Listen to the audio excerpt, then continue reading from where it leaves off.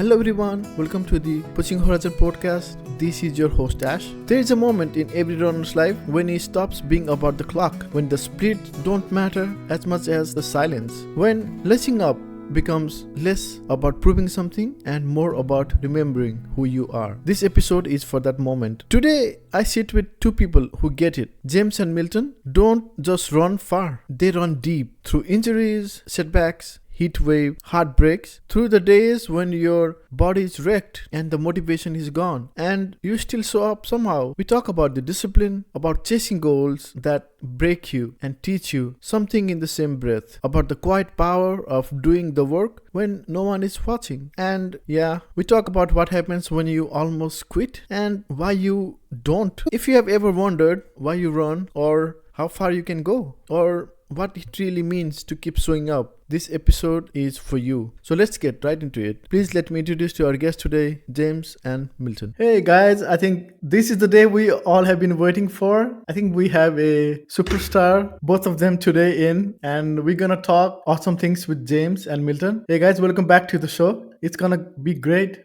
Thanks for having us. Yeah, looking forward to it. Obviously, looking forward to connecting with Milton for the first time, and again being on here second time. Looking forward to it, mate. Yeah, it's going to be great. Can't wait to hear everything that comes out. Yes, it's gonna be great. The first thing would be when you think about your journeys so far, not just the races, but the day-to-day grind. What's the first image or moment that comes to your mind? Jane, you want to go first? You want me to? Yeah, mine's pretty basic with this. Like, it's the simple act of just tying my shoes, because that's the game changer, isn't it? That's the thing that sets the people who are running every day or running regularly to not running. It's just that one action. Because you can go out in any clothes, but the shoes, I feel like the shoes are symbolic of the intention. So yeah, putting on my shoes, that's the one action. And probably hear when you start your Garmin watch and you hear that little beep, and it's okay, it's game time. So them two things, they stand out for me. I can agree with that for sure. Like a lot of times you sit there and you're pondering, you're like, man, do I really want to do this right now? Like I'm tired, I'm this, I'm that. But it's like as soon as you get the shoes laced up and you step out the door, it's like it's go time. My answer kind of along the same lines is really just consistency. And a really cool quote that I heard on the Nick Bear podcast. I'm not sure if he was the one that came up with it, but that it's more important to be consistently good than occasionally great. Getting out there every day, just doing the run. It doesn't matter if it's a great run, if it's a PR or whatever, but just hitting your training, your run, doing your thing every day. It's really important. And hitting a PR every once in a while, just consistently getting the training in and day out. That's a brilliant thing. Whoever come up with that, I think that resonates with all of us so that we can just be okay and not great just once in a while, because okay is much better than just be on and off and on and off and on and off. Yeah, especially in the whole social media game, like we're all on there. You see the people crossing the finish line and people starting up with running. They think, yeah, that's what it's all for. That's what I'm doing it for, kind of thing. But you can't cheat the hard work. You've got to put the work in. So it's turning up regularly, isn't it? If you're not putting in the work, you'll get found out quick time. So it's, yeah, That's true. Yeah. the work behind closed doors. And yeah, when on that's your celebration lap. I know that's so cliche, but that's the moment where you celebrate all the hard work you've put. And that's when you cry Agreed. too often. What's that, Ash? And that's when you cry too, like me. I cried on my first marathon almost. And that's after absolutely fine. Yeah, it's No, a yeah. huge thing. Like a lot of these, it's huge goals and a lot of emotion, a lot of work gets put into it. And yeah, sometimes it just comes out. Yeah, that's your release, isn't it? Like the finish line, the emotion that comes with it after. And I suppose the difficult thing training, sorry, a little sidetrack, is you expect to feel a certain kind of way when you finish. And I don't think you're ever going to feel the way you expect to feel. It's always going to be you feel better, feel more relieved, feel more proud or whatever. But yeah, it never quite marries up to the expectations. It's thank God I'm done. And then it's okay, let me find another one.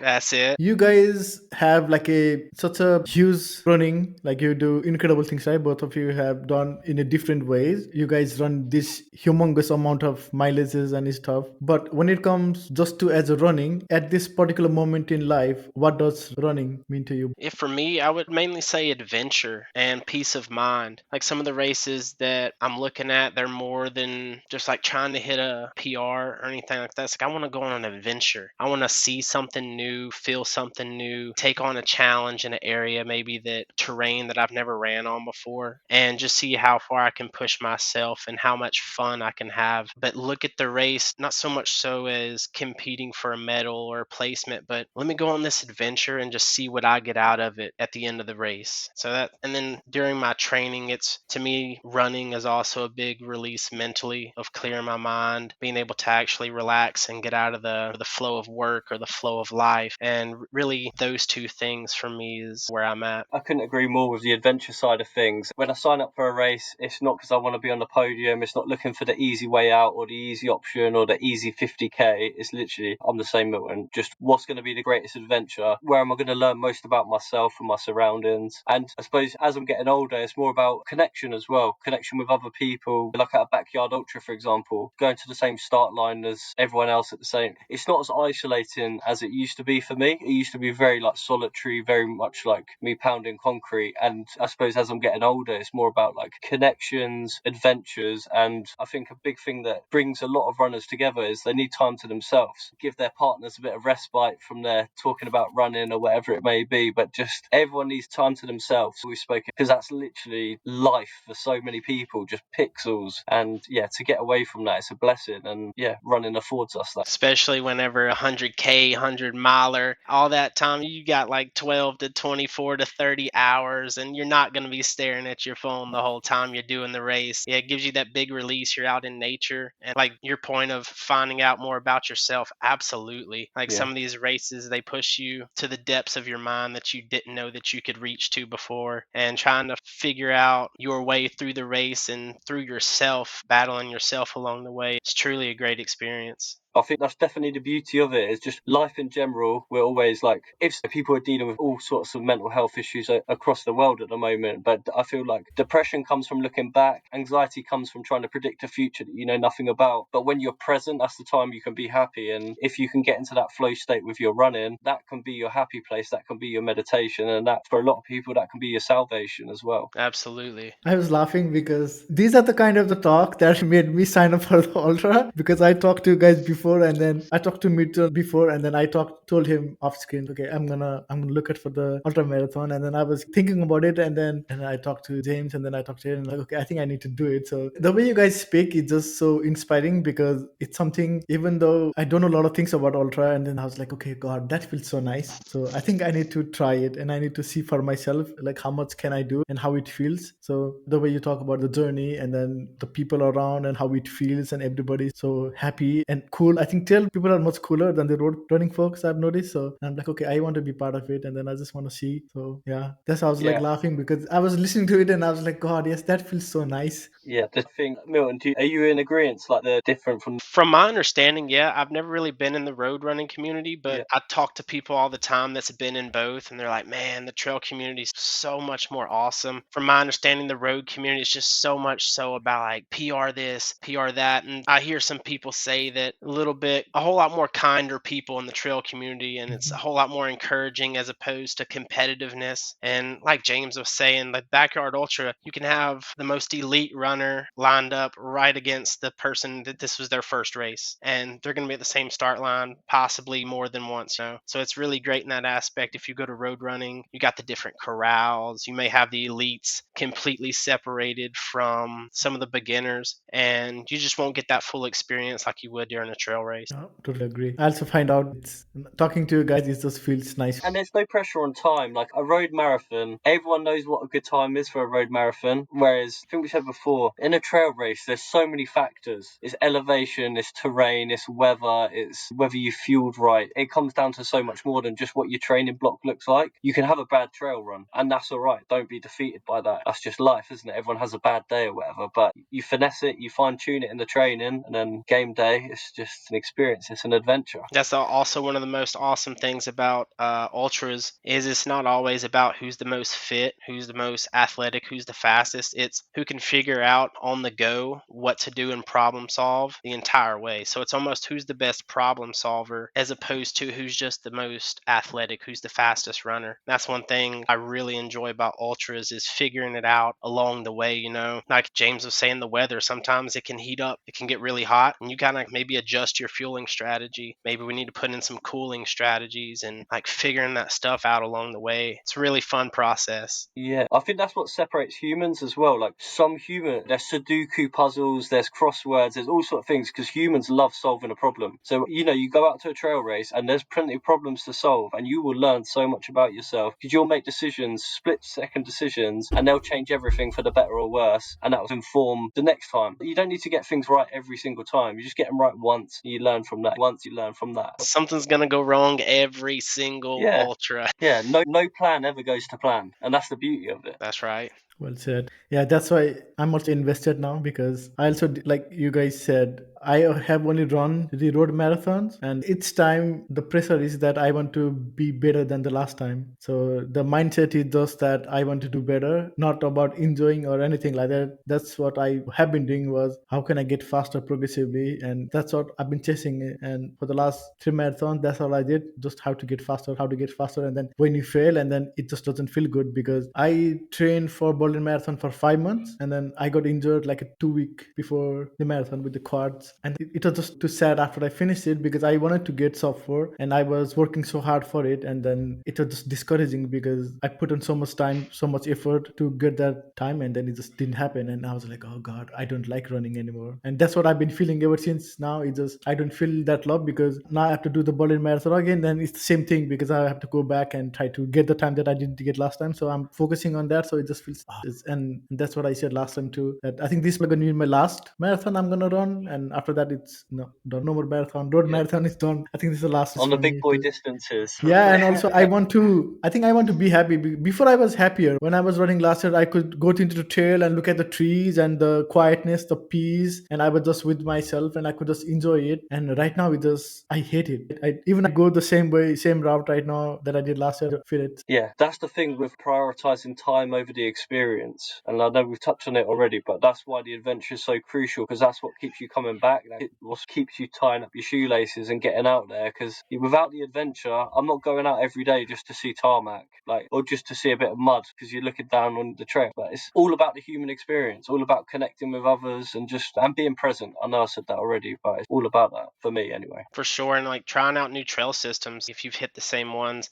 We only have one like local trail where I live at. I like to venture out sometimes, take some little road trips, go hit some new trails, and that's what brings out the adventure side of it. If you have a planned run, you can still do your planned run, but along the way you're seeing new things, experiencing new things. Maybe this trail system has more vertical gain than your other ones. You're like, man. So then you learn to adjust on the fly, what you're experiencing along the way, and that too kind of fine tunes that problem solving skill set when heading into races, like just during your training runs, can bring that little spark of excitement back to the running. I'm hoping that now I'm gonna enjoy it more. That's the goal now, is just to just hustle this last marathon. After that it's just gonna be like, okay, I think need to find the love again because that's what it's missing at this moment in my life. So that's what I'm trying. If you prioritize the time, then for me, you're always gonna be disappointed. Even when you've got the time you want, it never feels as fulfilling. For me, when you go for a sub 3 hour marathon or something, it's never as fulfilling as you think it's gonna be. It's just a round number that humans love. You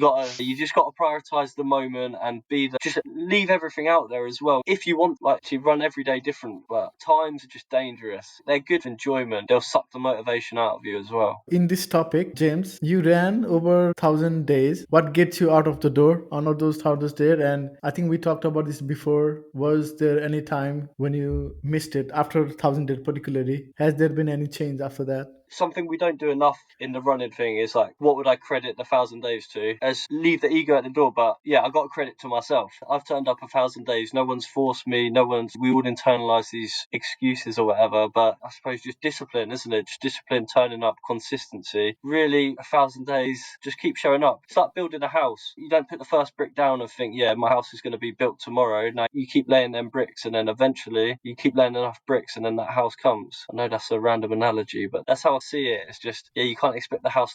You put in the work, the house comes. That's true, because you need to build it one step at a time. It's really So, Milton, impressive too. The 1,000 days. That's wild. I don't run every day. I think whenever I first started, I had 2 days of rest. I would put in 2 days a week of rest, and then now generally I do one rest day a week. But it's still a day that I work. I'm a UPS driver, so I'm still walking like 10, 11 miles at work. But I mean, that's just walking for me. And that 1,000, that's impressive to just get out and go run through the weather, through the tiredness. I'm sure you've been sick, and we know running sick isn't fun.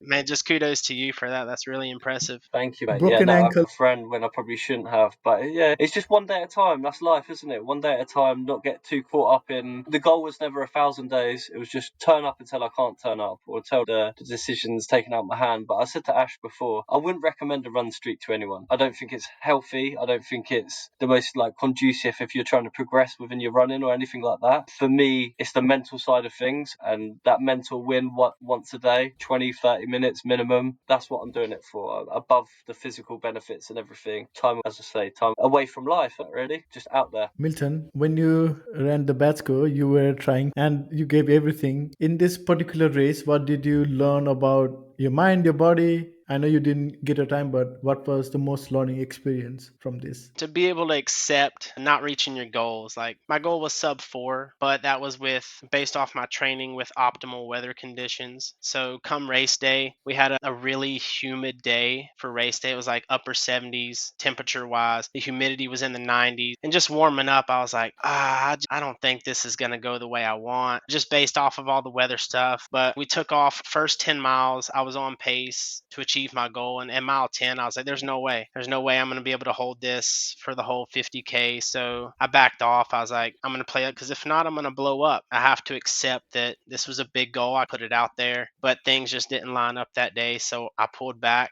and I was happy with the performance I still put out, but that acceptance of not being able to reach the goal that I wanted, yet not quitting in the race, not letting it put me so far down that I just started walking or DNFing. There's some people that'll DNF a race if they see they're not going to podium, or they see they're not going to PR. They just take the DNF, and it's, wow, you signed up for the race, you trained for this, enjoy what you're doing. If you're out there just for a podium spot, are you really enjoying training? Are you enjoying running? Or is it just for the social media glamour, or what is it? I enjoy running. So, hey, I couldn't meet my goal that day. I know I'm possible. Like, I have the fitness to do it. I know it's possible. Hey, another day I'll go out and I'll chase sub 4 again. So that's probably what I took the most from it. And how do you find yourself responding to it, internally? Say, for example, you don't hit a goal that you've set, for example, the sub 450. Do you respond in the days after that? Are you working harder? Mid race, I was let down, but before I was expecting it just based off of the weather, but I went for it anyways because I didn't want to sell myself short. I didn't want to run the race backed off and reserved and then be like, man, if I would have just ran harder, I probably could have got it. So I gave it my all, and at 10 miles, I was like, this isn't going to happen. So mid race, it affected me hard, and I was like, let down with myself. After the race, I had some acceptance and pondered on it a lot, and I was like, I can come chase this goal any other time. This race didn't affect me, I guess, mentally as much. It wasn't as much of a letdown with myself as I've had in a previous race. And in that previous race, yeah, motivation for running way down. I feel like I let myself down, like I let some other people down. And it was really hard. It was hard to find that motivation to get back to training again. And I started questioning after that other race, not the sub 4 race that I went for, but the other race. It was like, man, am I good? Am I an actual ultra runner? So many things running through my mind. It's like, maybe I'm not in the position to be running these type of races, and you have to battle all that over and over. And it took weeks after that race to get back into the mojo again and feel like I was myself in the running world. And do you think there's more reflection when you don't hit the goal than if you do? That's something probably a lot of people don't understand as much as they think. When you hit your goal, yeah, it's pure celebrations for a few days. But what's your perspective? Like, you just spend a lot more time if you've not hit the goal. So those two comparing, there's a lot of drastic differences that can go on.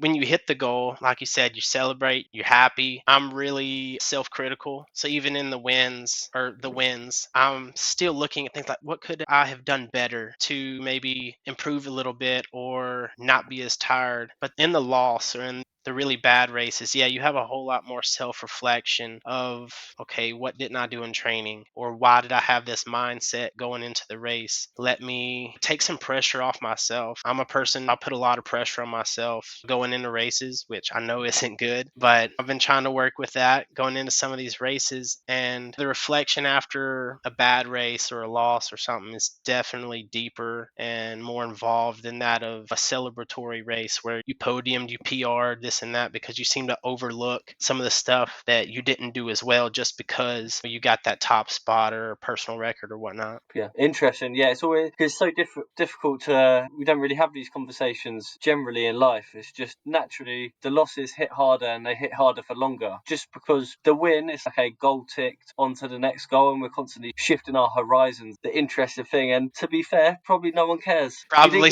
Just we spend so much time out there thinking about it all that it consumes us to a point, doesn't it? Like we spend so much time doing it. When Milton said that, that's exactly what I felt was when I wanted to get a sub 4 and then I was working so hard and then I got the injury, and after 30k the notes started like rolling on my calf as I was running, and I kept thinking like, am I fit enough to run the marathon? Can I run sub 4 or am I good enough? Like all those thoughts, and like you said, and every time I ran after that, that was my thought, am I good enough? Can I do it? Can I beat it? What can I do different? And it's, do I even want to run anymore? And that's what I still feel it. It's like a big tick on my head right now that the psychological damage was too much for me because I tried to achieve that goal, and then when I felt it and it just, God, I don't think I'm good enough to get, and I still feel that that is my goal right now, but I still feel, am I good enough to get that goal? It's just the huge doubt, and that's why there is no enjoyment, because now as I'm training, I just feel like, what if I fail again? What's gonna happen if I go to the Berlin Marathon? And I've been having this goal to finish since last year. I was on track to do it, but I don't know what will happen in the rest day. The same thing like we said, the weather, injuries, something may not work, and so how would I react to that situation? And that scares me because I don't know what will happen, and will I be up to the task to finishing it? If I don't do it, then it's just gonna be the same thing.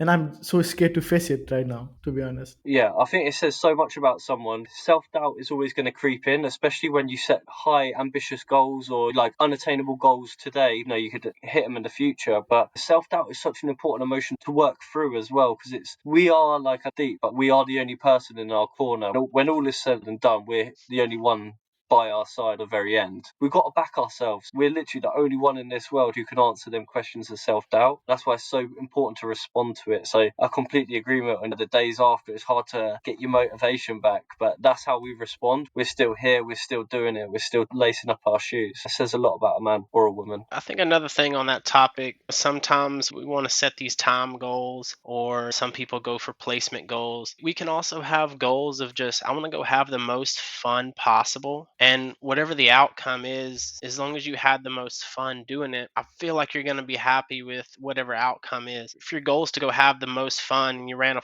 4:01, but you had the time of your life, you were high-fiving people, you were smiling, laughing, people's handing out stuff. I'm assuming that's what goes on in marathons. It's all that stuff, and you just had a blast and you ran a 4:01. Are you really going to be like that let down with yourself for 60 seconds? Like maybe adjusting the goals a little bit, which can be said for everyone in every race, not just a marathon or whatnot. But if we just set out to have the most fun, because that's why we're here to enjoy what we're doing. If that's one of our goals, hey, this is going to be an adventure. I just want to have the most fun possible. How do I make it the most fun? And who knows, you may get that uplifted spirit that just helps drive you to run a little bit faster. Studies show that whenever you're encouraging others, high-fiving people, that gives you a boost of endurance as well to help guide you to your goal of sub 4. Doing those other things might allow you to do that by aiming to have the most fun during the race. I usually do that when I did the Berlin. Whenever I see a kid do the high five, I did the Freiburg. So every kid I try to hit the high five because it might be a memory for them, and that might be the reason they run. So whenever I see a kid, then I have this picture where I was high fiving the kid, like one of the race pictures I got. If I see a kid, then I try to do it. But yes, they usually give that.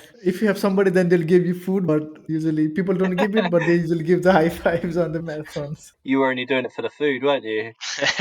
No, but They give you free alcohol-free beer though. So on the Berlin Not Marathon towards bad. the end, so yeah, they give you the alcohol-free beer. And last time I just saw beer, and I was getting to the end, I was like, why not? So I just took it, but it was alcohol-free. It's interesting what you say as well, Milton. Yeah, just about prioritising the experience, prioritising just having as much fun. Because I've got a bit of a sports hernia at the moment, giving me some grief. But I've got a marathon in 2 weeks, I think 2 weeks away. And I'm thinking, I'm just going to have fun. I'm just not going to worry about time. There's a few of my boys that will be running it as well. It's not about qualification, anything like that. I'm just going to have a good time. And I've decided I'm having a good time, and that's it. And yeah, that's hard to do sometimes, especially if you're dealing with something else. Is like me, my competitive nature is I want to compete to the best of my ability every single race. There's sometimes it's like you can't do that. And instead of backing out of the race, I just want to go have fun. There's other people out there. I want to encourage them, cheer them on, and just have fun with it and just do the best that I'm capable of at the moment. Yeah, I think that's important. Love that. I think I'm gonna keep that in mind now. I like what you said, so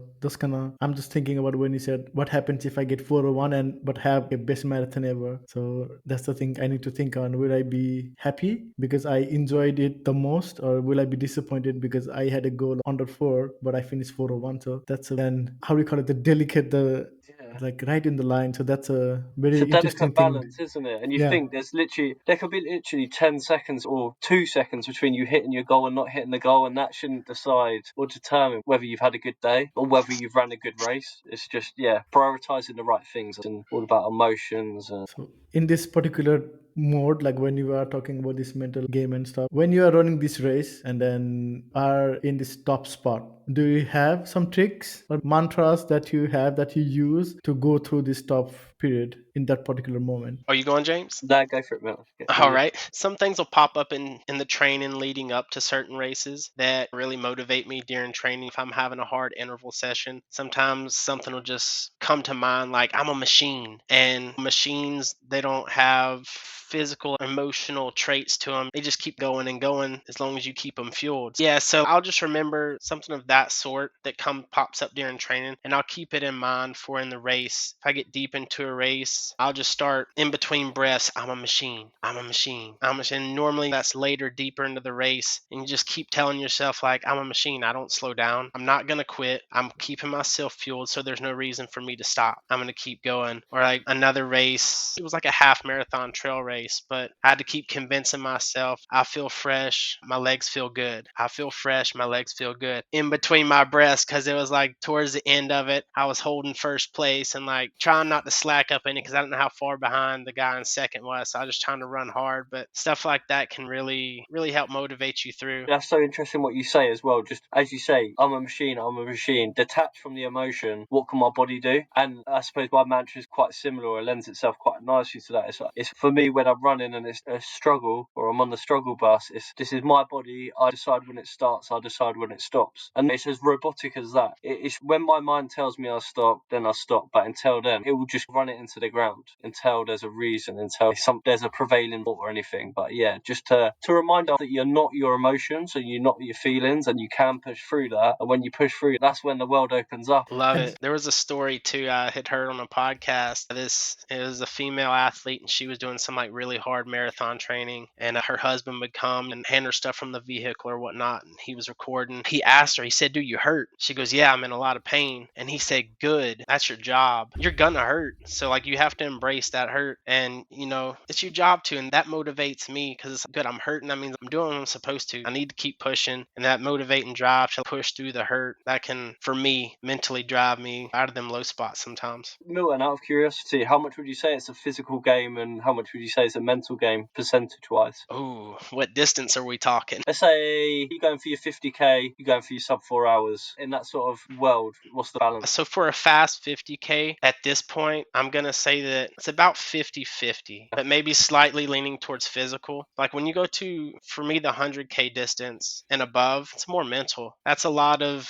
you have to play things smart. You can't start out too fast. You got to remember to fuel. You got to remember to do this. You have to keep your heart rate lower so that you don't blow up. Play the mental game. You're going to be out there a long time. So you can't freak out about, oh, 60 miles left. If you look at the whole thing, it can be overwhelming. So breaking it down into them little pieces, like, oh, the next aid station's 2 miles away. I can run 2 miles, whatever it is. But for me, over that 50K distance is where the mental starts getting bigger than the physical for sure. And for you, James? Yeah, I'd probably say about the same. The smaller distances when it comes to trail ultras, around like 50K, I'd say it's about 50-50 around that. And as you say, the more distance, the more mental it is, because then that's where you need to be screaming affirmations at yourself in the mirror and just talking yourself up. And a lot of it comes from within. At that stage, obviously, you still got to get the fueling right. You still got to fill the tank, don't you, really, with all the necessities. But yeah, for the most part, I think the longer the distance, the more mental it becomes. The fueling part can also be really mentally, because the deeper you go into races, the longer that you're running, your hunger, your crave to eat goes down. You have to mentally force feed yourself sometimes because you know you're going to need the fuel even though you really don't want to eat. So that mental barrier of, it's 20 minutes or it's 30 minutes, it's time to eat again, but you're just really not wanting it. You're like, look, you need this, bro. Eat this food. You're going to thank me later. And you're just like force feeding yourself. I've been there many times, and it's like, God, that's such a hard thing to do. But yeah, that's another part of that mental part playing into there. Do you guys run with music or without music? No music for me. I've never been into running with music. I feel like it throws me off, like my cadence. I'll start trying to run to the beat of the music or something, or it'll spike my heart rate because I really like a song. So I've never really ran with it. I am considering making a little playlist for some of the races that I have coming up in the future. Whenever I did my first 100-miler, I was kind of wishing I had some music, but we didn't even really have good service at that race, so I couldn't even play like Pandora or Spotify or anything. I wouldn't have had enough service for it, so I'm thinking about making a playlist, downloading it for maybe my next 100, and just keeping it on deck for if I get to that point. But I think if I had a pacer, I wouldn't need the music. Just having that person there to talk to me, and like maybe us bounce some things back and forth, or them throw some affirmations or motivational words or speeches toward it, that'd probably be enough for me. Yeah, I'm the same. Yeah, I'm more inclined to listen to music. I love my music, but I think there's a time and a place. When I'm on the trails, because that's where I like being, and I want to take everything in. I want to hear again, as cliche as it is, I want to hear the birds singing. I want to hear what it sounds like underfoot. And if you're running to a beat or a tempo that's not yourself, I think you need to be in tune with your own. Everyone's got a natural rhythm. Everyone's got circadian rhythm, whatever. It's just, we've all got a metronome. I feel like we've all got an internal metronome, and it's just ticking. And when we listen to too much music, it interrupts that. And if you're finding your flow, just life becomes easier when you're in your stride. Fully agree with that. Hearing the birds and the nature thing, that's really relaxing, and I feel like everyone needs that in their life as well. Also, not having headphones in can be a big safety thing too. I like to be hyper aware of my surroundings, especially like if you're road running and stuff. You need to know if there's vehicles coming or what's going on. Someone's laying on a horn behind you, whatever's happening. But also on the trails, we have a lot of bikes that hit our trails too. And if you have some headphones in, you don't hear a bike coming up behind you and they're like, hey, move. You're like, bang, they could smack you. Now you're injured. Now all your training's out the window. So if you're going to wear them, at least have one out or something to where you can hear some of your surroundings for safety measures as well. Yeah, agreed. I've seen a lot of people got their new headphones, the ones they just fix onto your bone or something, don't they? Yeah, the aftershocks, I think they're called, or something. And that's a great invention because, as you say, you can't be filling in your ears in places like that. You need to be aware of what's going on around you, don't you? I was talking to Angus and I was talking to him about his interview. We are doing the podcast, I think Monday, and I was talking to him, and then you just talked about the pacer thing. And when he was doing his Dino Valley 100 miler, he said that he was really struggling around 65, and then the pacer really helped. So the question I wanted to ask is, how much of importance do you think the pacer will have when you're doing these huge 100 miler stuff like that? Like, I was looking at his Instagram story yesterday. He said that most of they would fall off like DNF around 60 to 80% when the race is done. They're in between 16 to 80 miles. So what do you think, like, having a pacer will help you in this particular top spot when you're going through, and then to talk to and do stuff like that when you're doing these huge miles? Yeah, that level, it's a team sport thing. You don't get to the end, you get nothing if you don't finish it. I think the pace makes a world of difference. Obviously, it depends again on so many factors, but yeah, if you finish that race and you've had a pacer with you for 10, 15, 20 miles, yeah, they deserve a medal just as much, because you potentially wouldn't have got there without the distractions, without the sort of collaborative problem solving and all that kind of thing that comes with it. But I've never ran with a pacer, but I've just run with other people. They've joined in on runs, and I just, yeah, the value of. After my first first 100, I said if I ever do another one, because you get that right after the race, I'm never doing another one of these. This was stupid. But I told myself, I was like, if I ever do another 100, I'm definitely gonna want a pacer. And then even after I did 100K in February, and I didn't have a pacer, but I had started running with another runner and her pacer, and I ran with them for probably 8 miles, and it was awesome. Like I forgot about, not completely, but I forgot mostly about how bad I was hurting. We started running at a faster pace, all of us together, and conversating back and forth, and it takes your mind off of, like I said, the pain, the hurt, how far you got left. It's like you're just running with some friends at that point. And I say friends, you don't know these people. If you have you feels like you know them because you're all going through the same thing together. So having someone that you do know and they know how to motivate you or the things that they need to say to you to get your mind off of stuff, I feel like that'd be really important. And I plan to incorporate a pacer probably for any more difficult 100K or any 100 miler or longer distance for sure. Ideally, how long would you like them to join for that? Man, I'm probably gonna say I would like them to come in maybe around 70, maybe mile 70. I started struggling a little bit around that point in the last one of starting to slow down, run, walk a little bit, this and that. So I'm thinking like that point's a good, let's come in when I should be feeling better, right? And still feeling pretty good. And then we can start trucking along pretty good together and getting in that groove of running with my pacer before things get like really bad. Yeah, that makes sense. Yeah, from that graph, it makes sense. That was the point that the graph said to 60 to 80 mile was when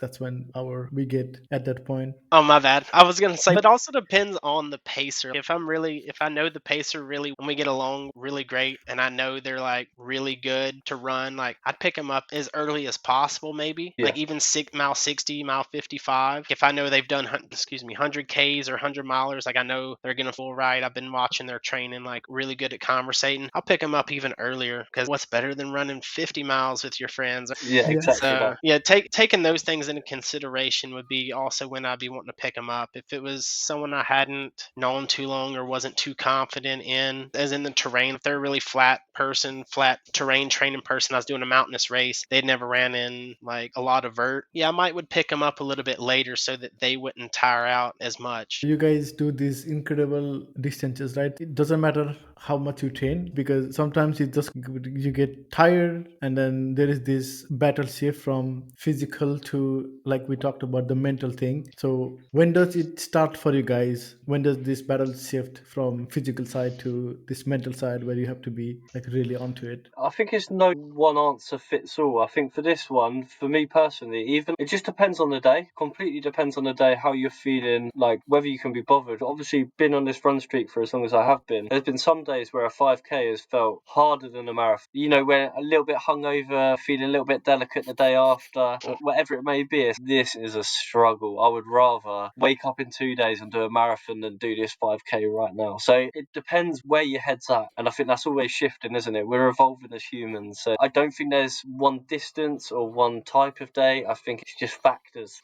factor in. I'm gonna agree with that. Like there's a lot of factors, but it's really the low points of, for instance, if it's a race, it's the low point of the race, which a common ultra saying is it's not always gonna get worse. So you'll have low points, like little valleys, and then you'll start coming up again. So fighting through those low points, you really have to shift mentally, maybe start doing a lot of problem solving, trying to convince yourself like, hey, this isn't the end. We just did this 20 miles ago. We felt this way. And then we felt great for 30 miles. Just fight through this little section. It's going to get better. Just keep doing the things you know you're supposed to be doing. But yeah, really, it shifts greatly towards that mental side during the lows for me. Since you just talked about running for so many days, thousands of days, when you're running for these kind of day states, I know you did 80K on your 1,000 days, right? When you're sticking, how do you be kind to your body but still run and have that balance between just being kind to your body and then running? I don't think I'm anywhere near as kind to my body as I should be. A lot of runners would probably be the first to admit that they don't stretch anywhere near enough, and that's probably the cause of my sports hernia now. I wouldn't want someone to even listen to my advice about if I'm good to my body. A recovery day for me looks like a slower 5 kilometer run, probably still 15,000 steps and plenty of walking. I like active recovery rather than, I know a lot of people wear them like recovery boots and stuff like that for their legs. For me, I just keep the blood ticking over, keep the blood flowing. If I was to advise someone, I'd say don't listen to what I do, just listen to what I say, and I'd give them some good advice. But yeah, nutrition, hydration. But again, I'm so self-aware. I know my downfalls. I know what I could be doing better. I know what could take me to the next level. And now this is the stage I'm at in my life now where I'm ready for that. I'm ready to explore the potential, because I know you can only keep saying there's more in the tank for so long until, like, you can keep saying that till the end of your days. But at some point, you've got to show that there's more in the tank. And not for anyone else, but for me, I'm ready to prove to myself that if I do everything right, then I'm good. I'm ready to go.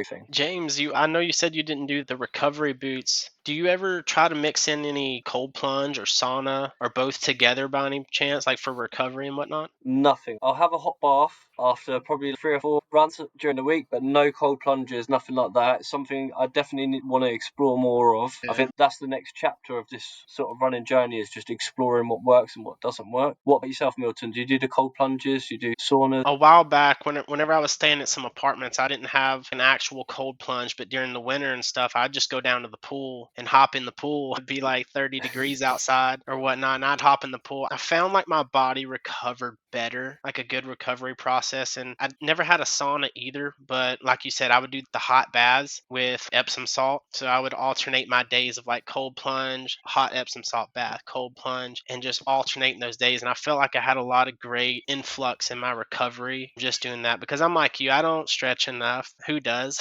Exactly. I don't have those recovery boots, but you said the active recovery. My rest day, like I mentioned earlier, normally falls on one of my days at work. So again, that's 20, like an average of 23,000 steps, 25,000 steps that I'll do at work, along with lifting boxes all day. That active recovery, just walking, moving, to me, I feel like that's one of the best ways to recover. If you go do a really long distance, don't just lay up in bed all day the next day. Get up, you got to walk around, you got to move, got to get the blood flowing through the muscles, pushing everything out, lubricating your joints. Otherwise, you're just going to be hurt, stiffened, like stiff, just sitting around all the time. Get up, start moving. That's what James said. That's the best way to do it. If someone was to say, how should I, when your body's, it doesn't mean you need to do absolutely nothing. It means you could just easy, very walking pace, whatever it is, but just keep moving, because the moment you stop for too long, yeah, you're just going to stiffen up, aren't you? It's just, I'm sure it's basic science. I understood it. While you guys were talking about that, I remember the conversation with Alex, and she was talking about give yourself 10 minutes a day. You don't have to have a fixed period. That can be when you're watching a TV on the couch. You can just lay on the floor and then do some stretching or stuff like that. It's just like creating this habit when you are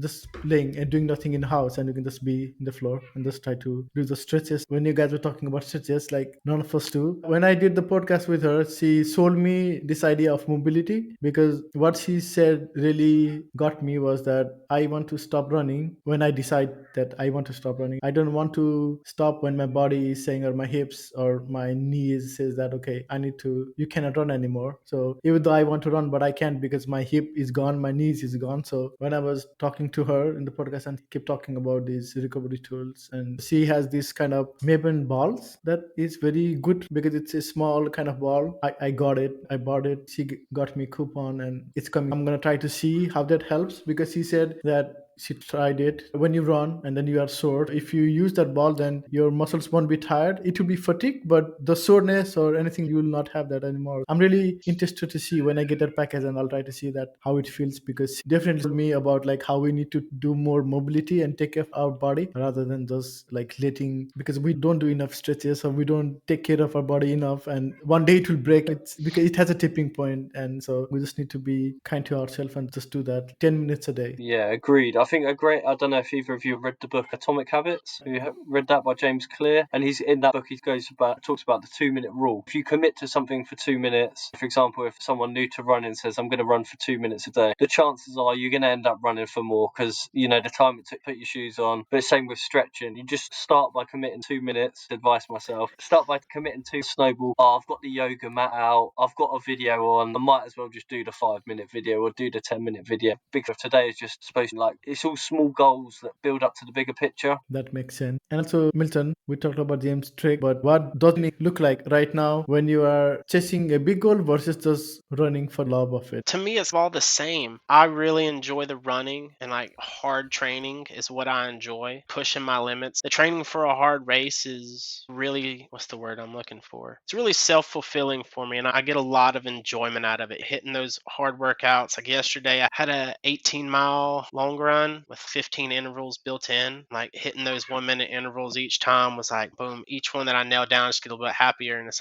everything is staying consistent, it's working out, and I really enjoy the training. So to me, running for the love of it is doing the hard training. So they're one and the same for me. James, do you want to say something about it? Yeah, it's all about just to do what you love, and the training becomes a lot easier. But you've got to prioritise the enjoyment. Otherwise, that's why so many people fall out of love with it, stop being consistent with it because they don't prioritise like the thing we all got into it for the first place. It's just we like being out there, we like moving, we like. So in that topic, we talked about this, especially on the road marathons, where you have this time and then in this goal. But I don't know if it resonates with the trail running or not. But how do you balance ambition? When you run, we generally want to have lesser time every time we do. Even you, if you guys do 100 miler, then you probably want to have the best time next time you run it. Try to PR it and stuff like that. I don't know how the mindset is, but so how do you balance the ambition with sustainability? What is the balance between these two? For trail running, it's really different because James had mentioned earlier, you can have different climates, different altitudes, different weather, like heat, cold. You can be climbing mountains, you can be running through sand. Not necessarily every race can be a PR.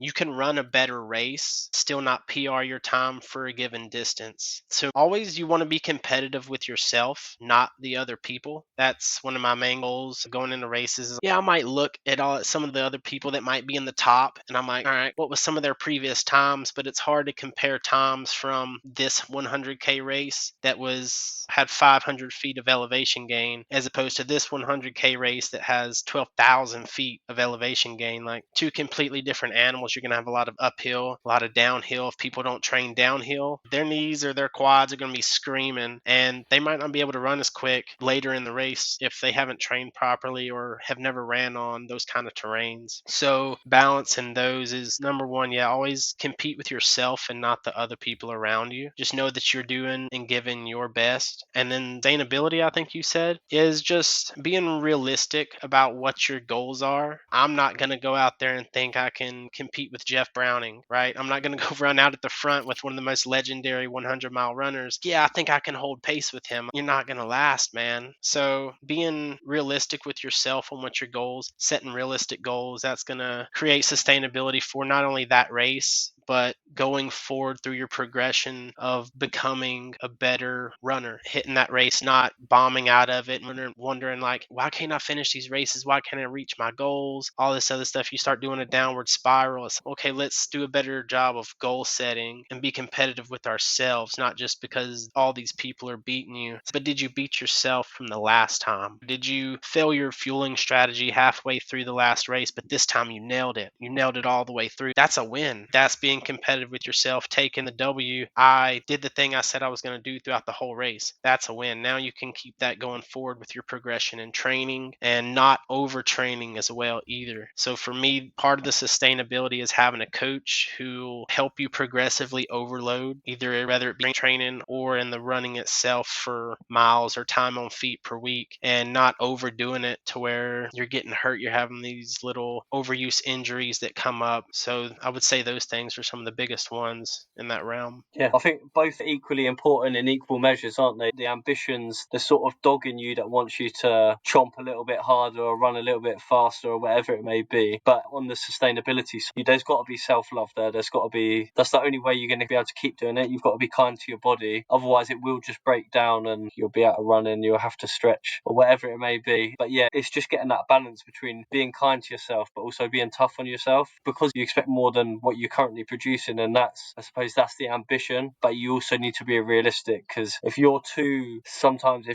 David Goggins with it, I know I've said his name so many times in the last one, but if you're too David Goggins with it and your ambition far exceeds your ability, you're out of action for a massive part about running. Every aspect of running, it's all about balance. You need to find the middle ground. Be kind to yourself, but have intentions that I'm going to be something I've never been before. Fully agree. Beautifully said. When I look at you guys, right, you guys, both of you have pushed your limits in different ways. When you guys are looking at each other, what do you recognize in each other's journey that feels familiar? One thing that I've been following James for a little bit now on Instagram, but his want to bring people together in running and whatnot, I can recognize that for sure. Here recently, I've been doing the same thing and trying to encourage more people like, hey, let's go run, let's do this. It's a great atmosphere. You're going to love it. And bringing people together into like the little trail running or even just running community. That's one thing that I can recognize for sure, as well as obviously the love for running itself. Exactly that. And same, Milton, following your journey, I think we're in similar sort of phases of the journey as well. And that's something I recognise is just we're exploring. Yeah. We're testing out different things, different race formats, different distances, different terrains, and we're learning. And yeah, that's something I massively respect in your journey, is you fully acknowledge we're not the finished articles yet, but we're working towards it and we're learning what we love. And people stop doing that. I think we take it for granted, but people stop doing that when they're like 18, 19, 20. It's, yeah,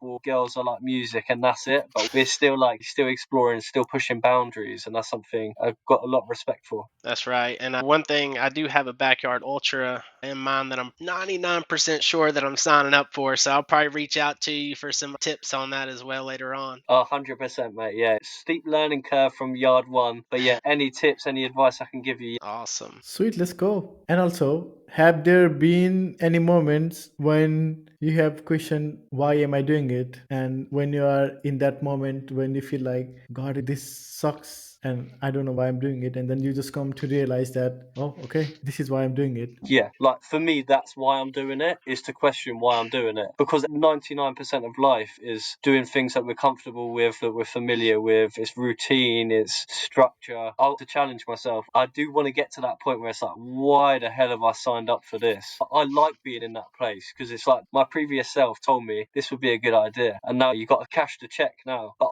I like being there in my headspace. I like questioning, what am I doing? I like people thinking you're crazy, you're stupid. Yeah, I don't want to be comfortable. I don't want to be content. I want more from myself. Walking through the woods, or excuse me, power hiking through the woods at 3 a.m. when you're alone, you have a headlamp on, there's no one within miles of you, and your body hurts all over. It's agonizing each step. It's hard not to have the question come across your mind, or even out loud verbally, of why am I doing this? Like, Yeah. you're out there by yourself. It's crazy. Like, you hurt so bad that, and like James was saying, I want that. You don't want it in the moment so much, or I don't, that of like, why am I doing this? But afterwards, you really appreciate it and you understand why you're doing it. But yeah, when you're deep in the pain cave, that's where that question of like, why am I doing this comes across. Sometimes you laugh at yourself, or I do. You start questions like, what am I doing? Why am I out here doing this? What's it for? And you just start laughing and you appreciate the feeling and how you feel in the moment. But most of the time it's dreadful, like, why am I doing this? And you got to pull yourself back together, part of that mental game, and I just push through. But I would say that's where it comes to a lot, is when you're deep in that pain cave and you're hurt really bad, not injured, but your body's just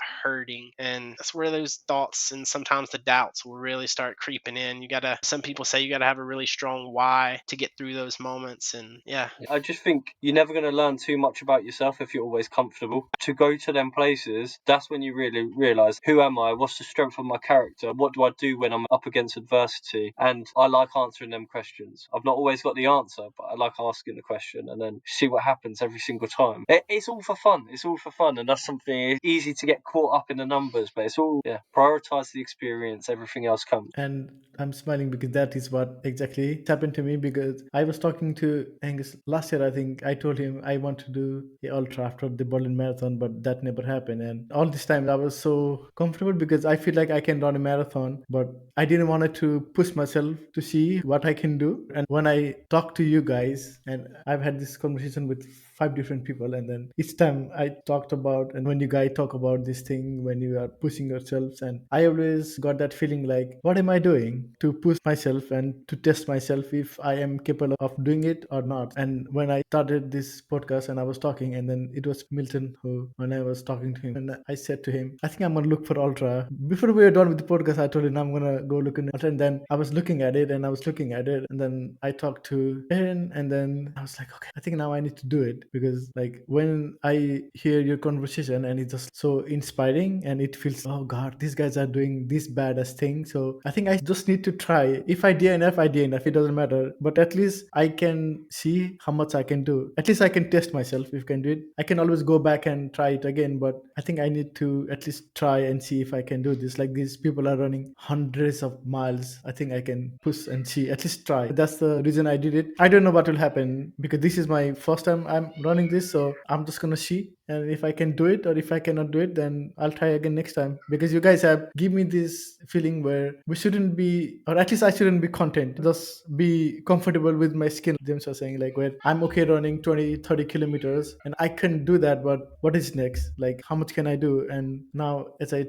talk to you guys more, and I'm just feeling like when I see your story every time, it's just okay, I need to do this and see how much I can do. So you guys have inspired me even like every from the conversation with Milton and then James and you guys have like totally blew up my mind, because you guys have inspired me so much, and I'm like, okay, I think at least I'll just gonna try and see if I can do it or not. So thank you for that. No, no, thank you for giving us the platform as well, because without that, you would never have heard that, but potentially there's someone else out there who would have heard it, and yeah, we'll get more people into this whole movement game, because it's a lot of fun, and people are just thinking about it the wrong way, in my opinion. They go into running because it's for different reasons, and I know we've said it, but all about the adventure, all about that. Everything else comes secondary. I agree. And if you can run a marathon, you can run a 50K, like 100%. And if you can run a 50K, you can run 100K. And if you can run 100K, you can run 100 miles. So, like, you're ready to run 100 miles. No, not yet. Okay, that's gonna escalate now. I think first thing for me is to enjoy it. I've been struggling since last year, and I'm trying to go back to and just feel that love right now. And that's the reason I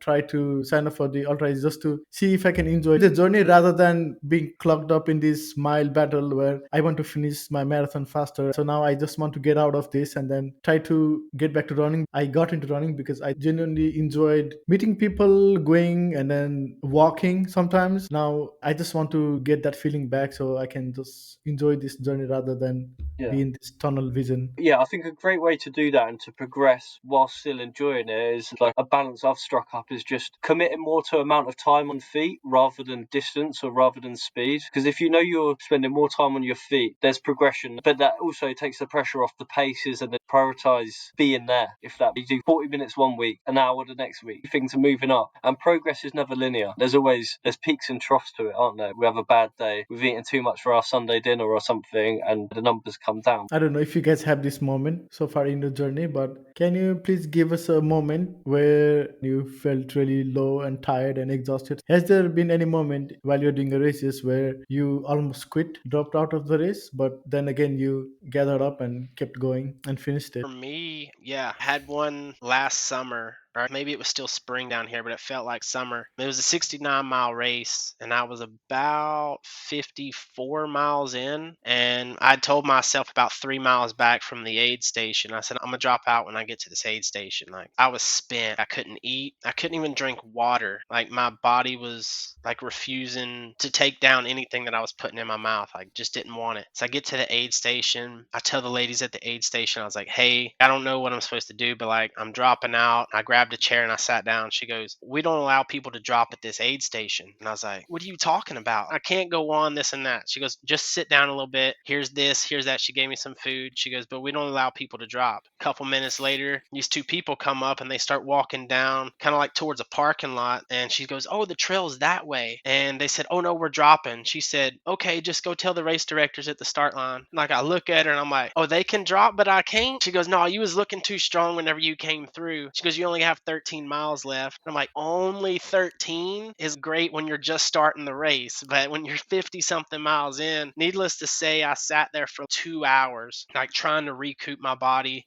Had a couple people offer me some stuff. One guy offered me a slice of pizza. And after, I think it was like 2 hours and 5 minutes, like I finally was able to get up and I said, all right, even if I have to walk the rest of the way, like I'm going to finish. And I ended up finishing the race. And that's the one that really felt like a big letdown. Like I said, I was demotivated afterwards. Felt like I let people down, let myself down. It's like I had some big goals going into the race and that just derailed all of them. But that was the closest I think I've ever been. I actually told myself I was quitting, like I was going to drop out. And kudos to the volunteers at some of these races. I normally always try to thank the volunteers, like on my last loop or something. Thank y'all so much for what y'all do. Realistically, they saved my race. If she would have said, okay, you can drop, like I would have dropped right there. But those 2 or 3 people that was there, super awesome people. And I'm really thankful to this day that they didn't allow me to drop. Mine's not the happy ending that Milton's got. Mine was, I did end up DNFing. So it's the one I done in Marbella a couple of weeks. So it's for my stag do. So that was about 2-3 months ago. And there was just too much going on in my head. I knew it was my stag do. So I know all the boys were back at the hotel starting the party already. So I was like, I want to get back to the party. I knew I was on terrain and elevation that I'd never done before. I got onto the start line. Everyone had their hiking poles. That's probably the only person without any hiking poles. Didn't fill up my extra water bottle at one aid station. And all these things, I couldn't problem solve. There were too many things for my brain to problem solve. And that's what I was still well above the cutoff time. So I was like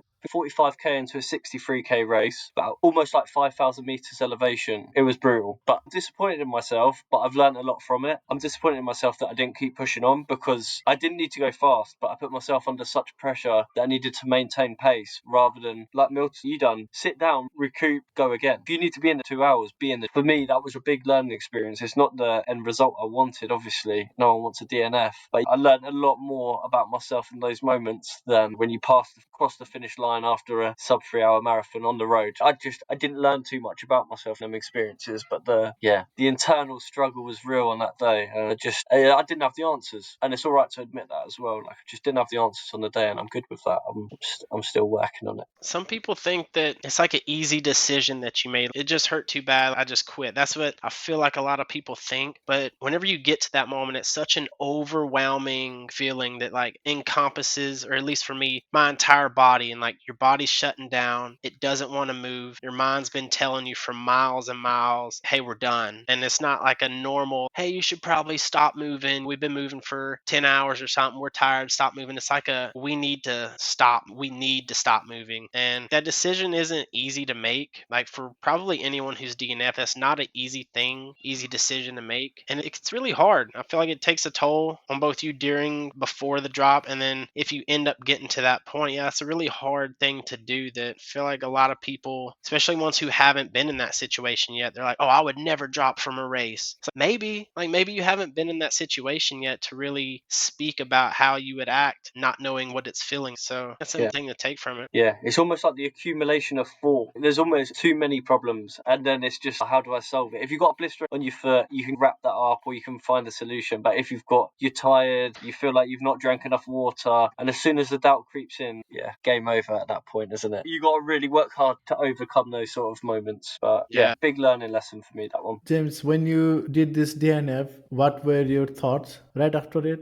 Like in terms of running back, I know you had your streak going on and stuff like that. So what was your feeling right after that? See, and that's probably another thing that impacted it, is knowing that I had to run the next day. I couldn't run myself into the ground completely, which is why I think this run streak will come to an end, because it means I've always got to have a bit of reserve energy for the next day, if that makes sense. There's always got to be something in reserve. But yeah, the next few days it was must do, so there's plenty of drinks, so there wasn't too. I tried to probably suppress the overthinking because I'm a big overthinker.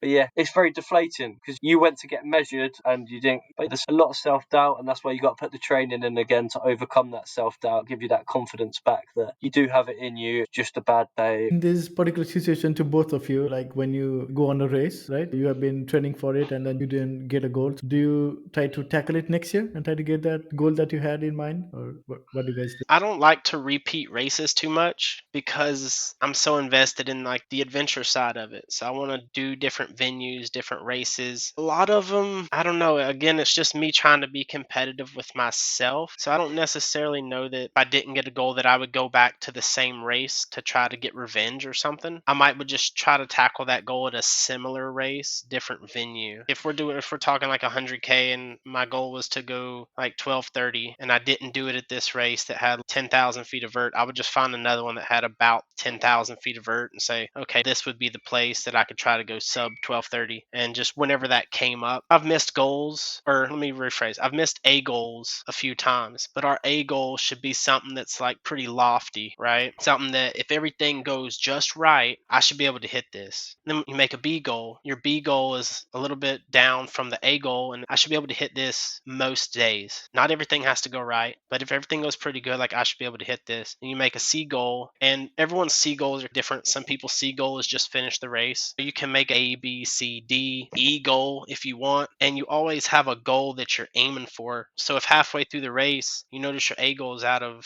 reach, you say, okay, we still got B goal. Now you're still working towards something with your mind instead of just, okay, we missed the goal, let's just finish the race. So it's cool, I can still hit my B goal, and that's super awesome. So trying to always have something to be working towards on that is important. Agreed. That's a great point, because as soon as goal A is out, still that's not where the race ends. There's still other goals to hit. So yeah, completely agree. I give myself a bound. So if I've run a race and I've not hit a goal, I'm not rebooking for at least another 2 weeks, because we're stubborn creatures, especially runners. You don't hit the target, I want to sign up for that next year. I want to get it next year. That's me anyway. That's me. So with these, there's a few races that I potentially would have gone back to, but now I'm thinking more along the lines of, as Milton said, yeah, if you're prioritizing the experience and the adventure, then yeah, give me a different venue. It's still the same goal at the end of the day. Might change a couple meters elevation, whatever it may be, but the goal is still a ballpark goal, isn't it? And as Milton said, that should be your A goal, is when the stars align, isn't it? That's you pushing yourself to the limits and getting everything right, finessing the preparation and the planning, and yeah, every once in a while it goes right, and when it doesn't, still have a good time out there. One of the backyard format I think is really one where maybe you could go to a different venue and still push for not time necessarily, but the same amount of yards, laps, or whatever mileage goal. And then they're all pretty flat, most of them. Some of them have a little bit different setup for it, but those could be one where maybe you could go get revenge for your last failed attempt and go to a different venue and still get pretty much the same result out of it if your goals are the same. Yeah, I think the backyard ultras is an interesting one, because say for example there's 50 meters elevation between course A and course B. Well, if you're doing 20 laps, that's obviously 20 times 50. So is that 1,000 meters?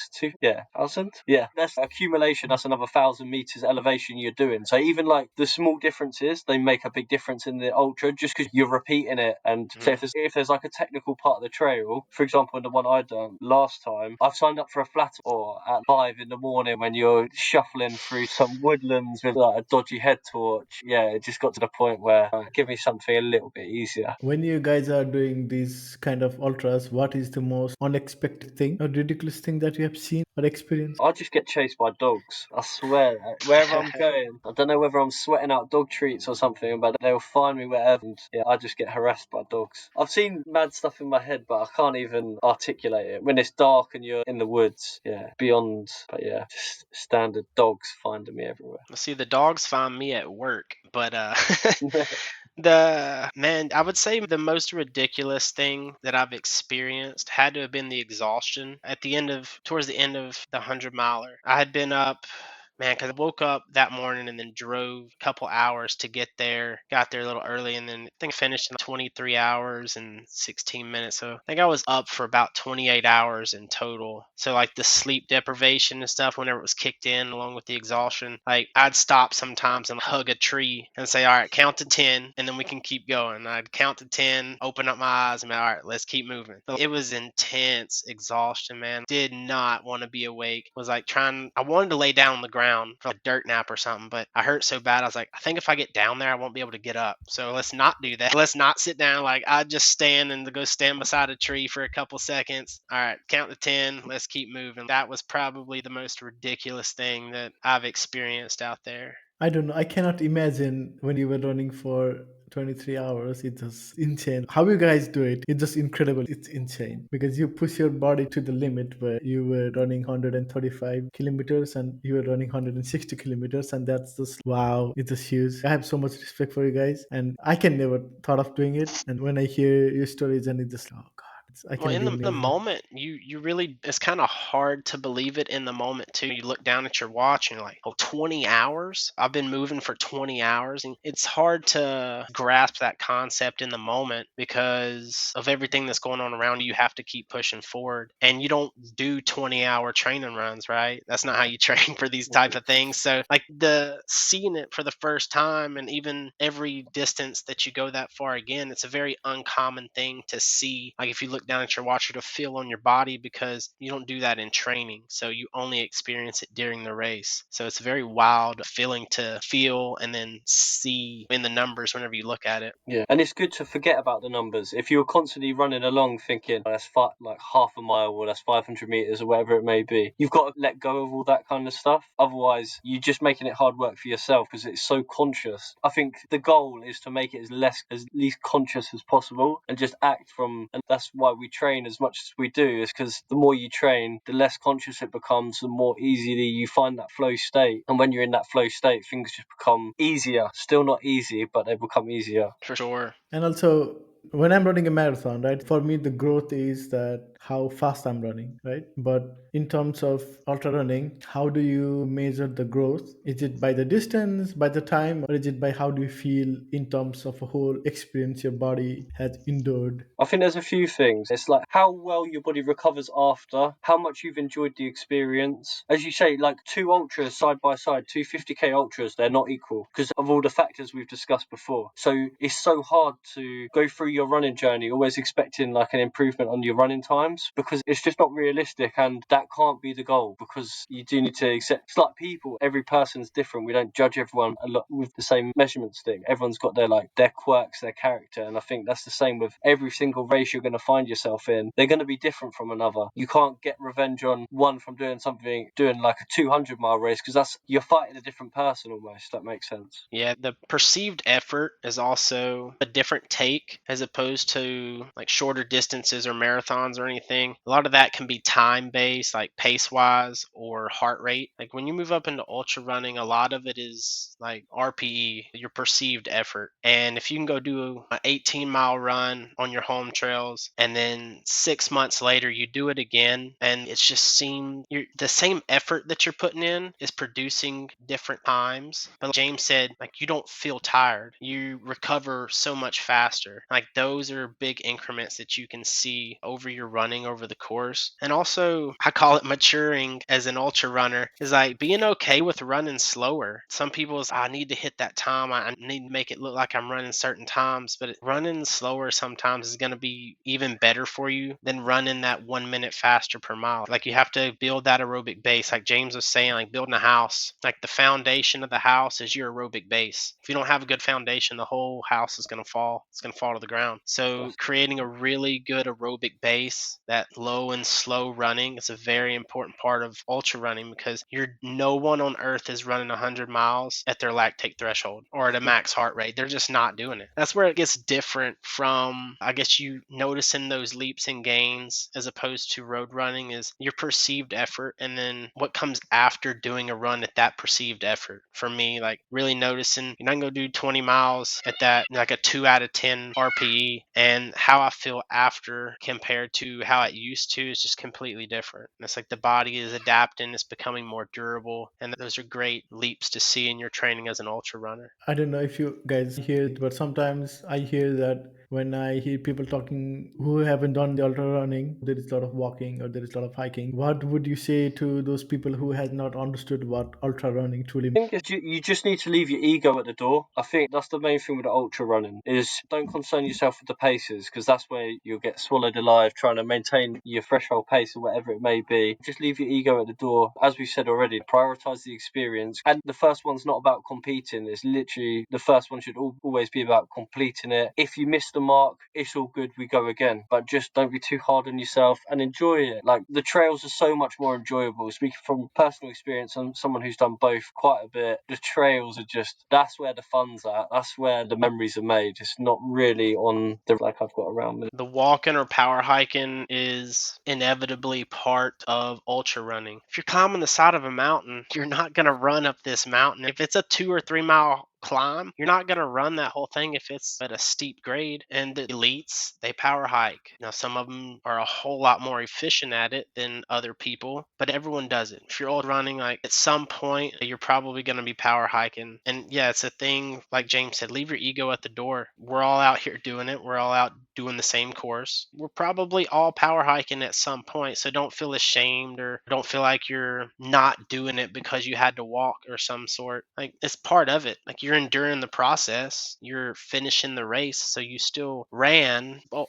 power hiking's part of it, but you still completed the whole course, and that's what really matters. Definitely, that's a great point. And also, like, about food as well. If there's some sweets or something that you don't eat Monday to Friday, have them on your trail run. You're putting in the work. Enjoy yourself. Treat yourself. If you don't usually drink Coke or fizzy drinks, have them at the aid station. It's one day, like, whatever it takes to treat it like it's a party. It's an eating party. Everyone's there for the food and the drink, and it's just we're going on a little journey together. But yeah, couldn't agree more. The walking, the power hiking, that's an inevitable part of running, of trail running. It's just sometimes we don't get the fueling right. Sometimes the incline's too steep. So many reasons for it. Sometimes we just need a breather. Sometimes we want to take in the scenery. Like, walk, don't be afraid to walk. In fact, embrace it. Embrace their moments. Get your breath back. Go again. Reset. Like it. And as we're talking about this, being a road runner, right? This is a very different and new concept for me, because when we run a marathon, then we usually keep running, right? We don't stop, and it's all running. When I'm thinking about doing this trail run, I think that's going to be the biggest challenge for me, is to have this change in mindset, where I'm so far right now, I've been used to keep running and running, but now I have to be like, okay to walk, because it's okay. That's going to be the biggest shift in my particular mindset, is that when you're doing ultramarathon, I haven't done it so far. I don't know what my mindset will be, and that is also one of the things that kind of scares me, is I've not done this before, and now from changing from road marathon to this ultra, is to be able to say to myself that it is okay. Like, a lot of people kind of struggle to that, because it's a different kind of mindset. For me, it's a different running philosophy, because when we're running road, it's just you, like tunnel vision. We're just so focused and try to run faster and faster. But when you're running ultras, it's like you said, the elevation, the temperature, it might be so many different factors that come in, and then you should be able to be like, okay, you're okay. So I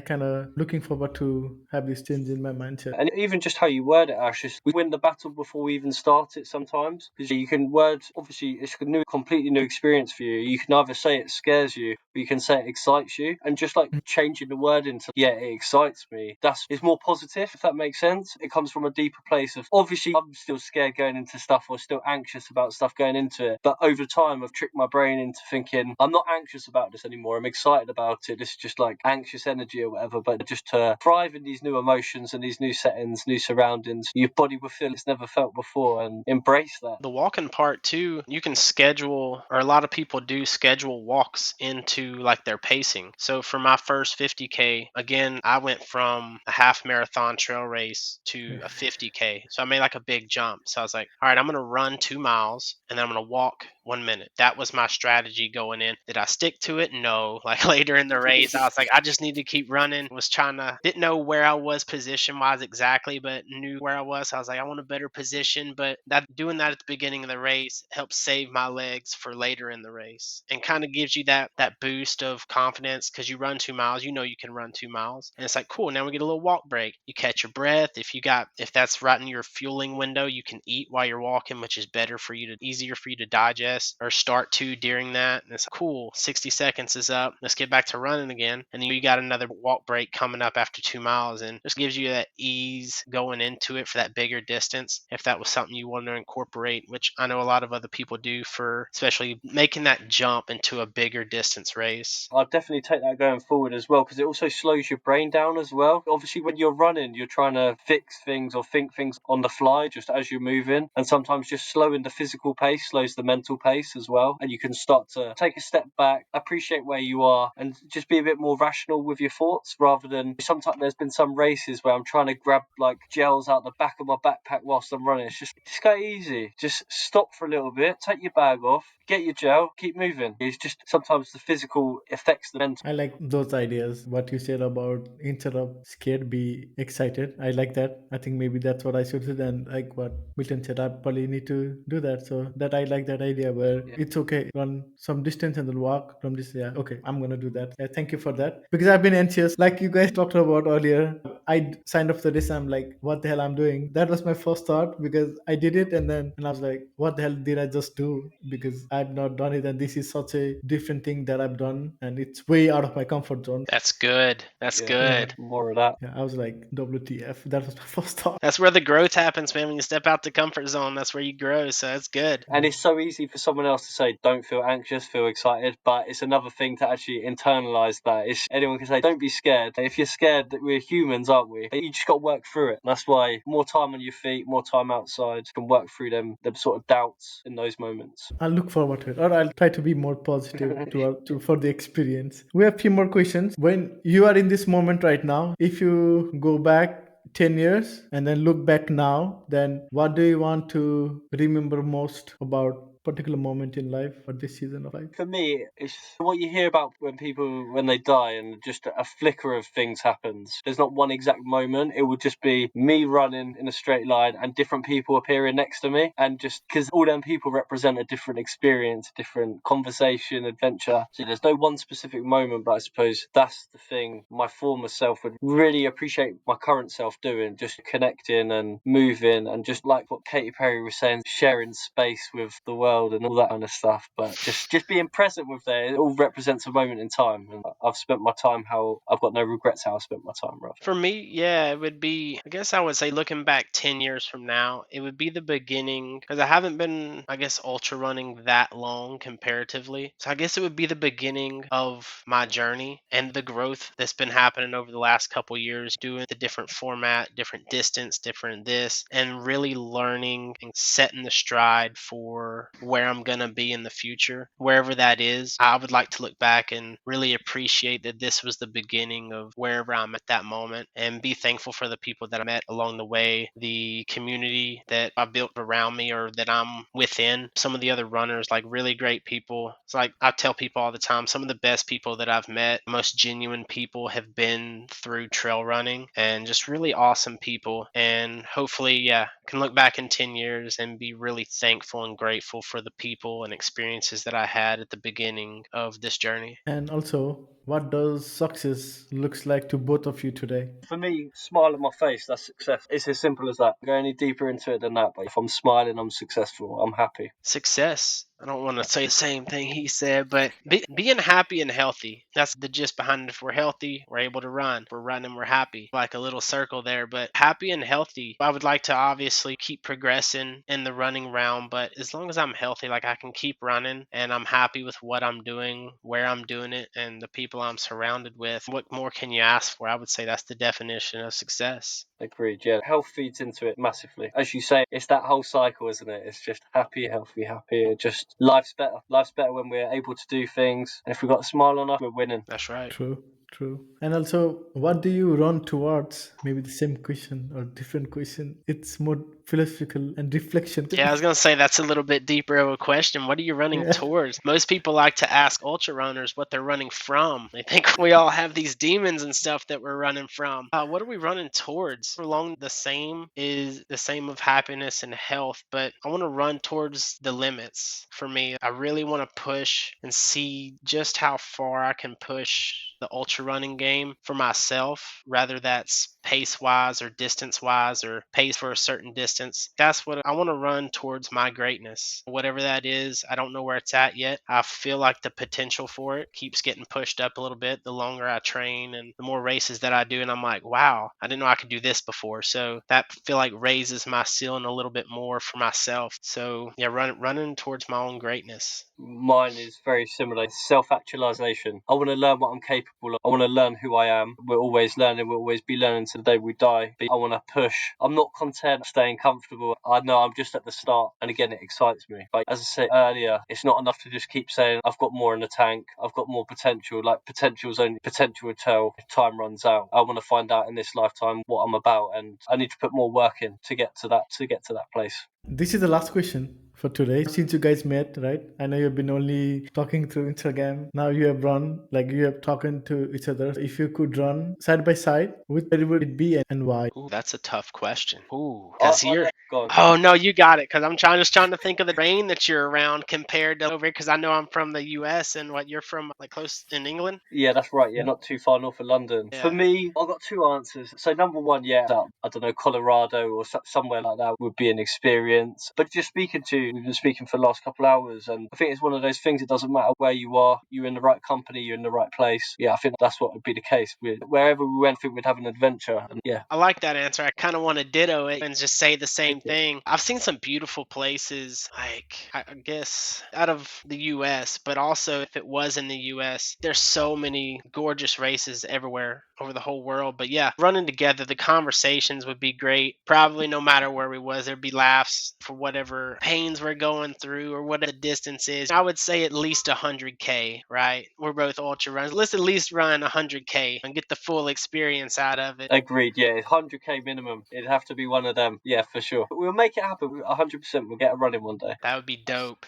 And Milton, I was going to ask actually. So I heard you say like your favourite distance is sort of 50. Right now, I would probably say the 100K distance, only because that's the last 100K that I did was my favorite race. Like, I had the best experience out of it, learned a good bit from it, and it's just challenging enough to where it's not too challenging yet, but not easy enough. It's just that moderate distance to where you can really push, not have to like hold back too much, which I'm going to do a 50 miler later this year. I think that might be, I've never did a 50 miler either. So I'm thinking that might be a little bit sweeter of a spot where I can push harder for longer. And so maybe the 50K might be or 50 miler, excuse me, might be the new favorite distance. We'll get a 50 miler in. I would do 100K, 100 miles. Yeah, the 100K, 100 miles, something like that. That'd be the real deal right there. We're Maybe doing even it throw in a properly. backyard. Maybe we just meet up at a backyard ultra and just, hey, however long we go. Exactly. Ash, you're coming as well, mate. I'm a groupie, so I'm coming. Well, There if it's is a a backyard, you got to run it too, bro. There is a race in Berlin. It's a very big race. It's a lot of people from a lot of places come and do it. It's like a 24 hours and 100-mile race. Send you the link. Yeah, send us over the link. I'll have a little look. Yeah. This was so much fun. We were finally able to get you guys together, and this conversation, I think we went into more of a reflection and deeper, because a lot of people don't talk about this kind of things. It's always sunshine and glory, but I think we today went deeper than usually the glossier thing that we see over the internet and the Instagram. Thank you for making the time to do this, and For you the have invite. inspired me more today. Yeah, Yeah. I really appreciate it. That's it. Yeah, thanks very much for having us on, Ash. You're doing great things for the whole running community. And yeah, Milton, absolute pleasure chatting to you, bro. We'll get some miles in, definitely, all three of us one day. But yeah, absolute pleasure. Thanks for having us on. Yeah. See you next time. And I